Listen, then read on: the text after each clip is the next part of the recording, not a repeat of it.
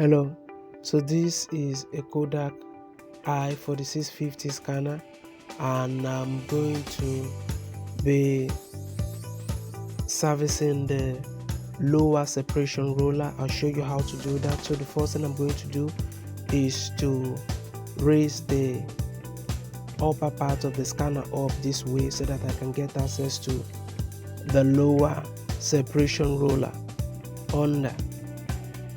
Now, to be able to remove that the separation roller, I'm going to push back this plastic here. There's a plastic that with spring on it, which I can just push back to be able to remove the separation roller. I'm going to push it out this way so that you can see.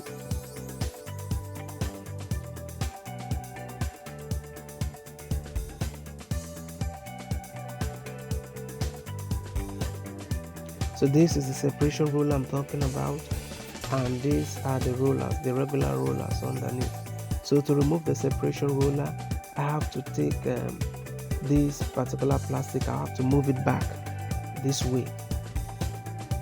Okay, you can see the separation roller I'm talking about. You just pull it up and it will just come off. Nothing is holding it down once you push back this plastic. So now what I'm going to do to this separation roller is that over time it can become magnetized or begin to seize. So what I have here is a liquid oil in a syringe. I'm going to pass it inside the separation roller. I normally use syringe to pass oil into hard to reach areas.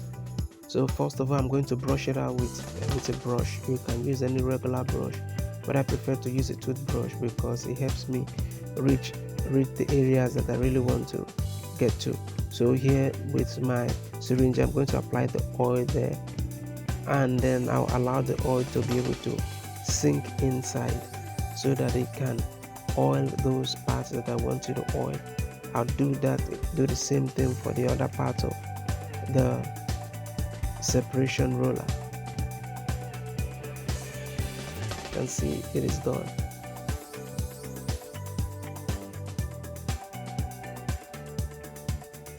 So I'm going to brush out the outer part of the separation roller again. You can see that I'm brushing vertically and I'm also cleaning vertically, horizontally rather. I'm cleaning horizontally. The reason for this is because the rollers has these horizontal lines on them, so I'm trying to follow the lines on them so that I won't damage it in any way. So it's done. I'm going to replace it back this way. To replace it, you have to go back. You have to pull back the plastic and then push it back the way it was. You can see the separation roller is back inside, and then I'm going to push it back. I'm good to go. So I'm going to just clean out any excess dust or oil on it.